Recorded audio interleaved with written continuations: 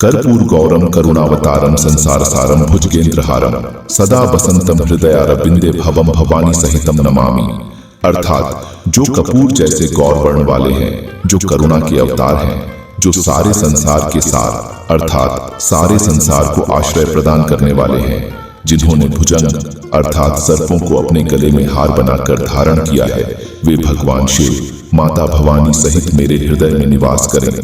माता भवानी सहित भगवान शिव को मैं प्रणाम करता हूँ। हर हर महादेव आप सभी भक्तों को। आज हम पौराणिक कथा के माध्यम से जानकारी देने का प्रयास करेंगे कि सावन के महीने में भगवान शिव की पूजा क्यों की जाती है और इसका क्या महत्व है। इस संदर्भ में पहला प्रसंग शिव महापुराण से आता है। देवताओं और राक्षसों के द्वारा समुद्र मंथन किया जाता है, जिसमें कालकूट विष निकलता है और भगवान शिव उस विष को अपने कंठ में धारण कर लेते हैं और विषपान करने के कारण भगवान शिव का ताप अत्यधिक बढ़ जाता है। तब इंद्रदेव भगवान शिव पर जल की वर्षा करते हैं और भगवान शिव का ताप ठंडा हो जाता है।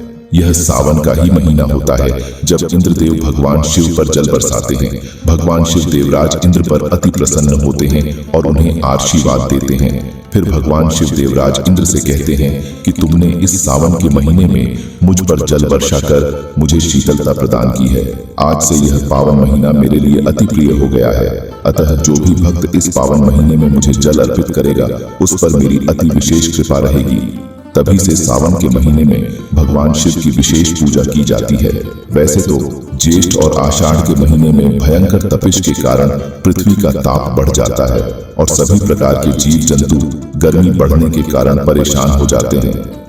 फिर सावन के महीने में भगवान इंद्र वर्षा करते हैं, जिससे कि धरती पर रहने वाले सभी प्रकार के प्राणियों और जीव जंतुओं को बहुत शांति मिलती है और वे प्रसन्न हो जाते हैं और भगवान इंद्र की जय जयकार करते हैं। कहते हैं कि सावन के महीने में भगवान शिव माता पार्वती के साथ विचरण करने के लिए पृथ्वी पर आते हैं और इसी समय भक्तों को भी उनकी पूजा करने का अवसर मिल जाता है। इस संदर्भ में दूसरा प्रसंग भी शिव महापुराण से ही आता है कि जब माता सती के पिता प्रजापति दक्ष ने अपनी राजधानी कणखल में एक विराट यज्ञ का आयोजन किया, लेकिन उन्होंने अपने जमाता शिव और पुत्री सती को यज्ञ में शामिल होने के लिए निमंत्रण नहीं दिया। लेकिन फिर भी माता सती भगवान शिव से अपने पिता प्रजापति दक्ष के यज्ञ में शामिल होने की जिद करती हैं और शिव जी के काफी समझाने के बाद भी सती अपने पिता के उस यज्ञ में बिना बुलाए ही चली जाती हैं। जब सती यज्ञ स्थल में पहुंची तो दक्ष प्रजापति ने शिव जी की घोर निंदा की और अपमान भरे शब्द कहे। इस पर माता सती को अत्यंत दुख हुआ और उन्होंने हर जन्म में भगवान शिव को अपने पति रूप में पाने की इच्छा रखते हुए अपने आप को यज्ञ कुंड में समर्पित कर दिया और अपने प्राण त्याग दिए। इसके बाद शिवगण यज्ञ को तहस नहस कर देते हैं और भगवान शिव को प्रजापति दक्ष पर अत्यंत क्रोध आता है और वे त्रिशूल से उसका सिर अलग कर देते हैं। उसके बाद काफी कुछ घटना घटित होती है। फिर कुछ समय पश्चात पर्वतराज हिमालय और रानी मैना के घर माता सती का दूसरा जन्म पार्वती के रूप में होता है। पार्वती भगवान शिव की बहुत भक्त थीं और जब पार्वती युवा हुई तो उन्होंने भगवान शिव को अपने पति के रूप में पाने के लिए घोर तपस्या की।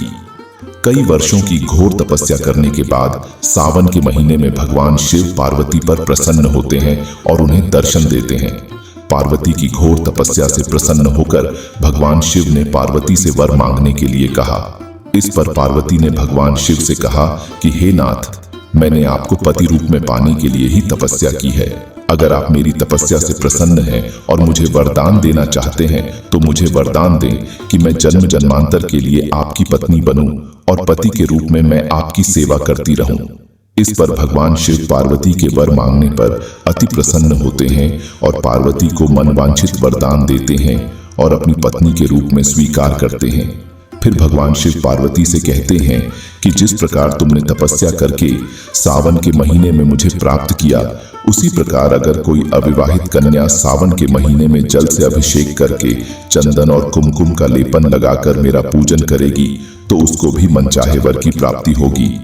तभी से अविवाहित युवतियां सावन के महीने में उपवास रखकर शिवलिंग पर दूध और जल चढ़ाकर चंदन और कुमकुम का लेप लगाकर भगवान शिव की पूजा करती हैं, जिससे भगवान शिव अति प्रसन्न होते हैं और उन्हें मनचाहा वर देकर उनकी मनोकामना पूरी करते हैं।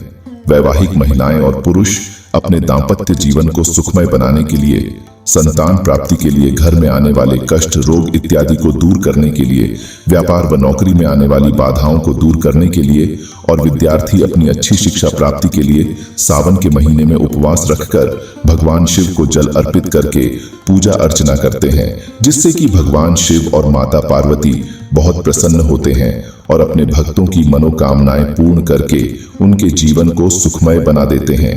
तो यह थी सावन के पावन महीने में भगवान शिव और माता पार्वती की विशेष पूजा के संबंध में एक छोटी सी जानकारी।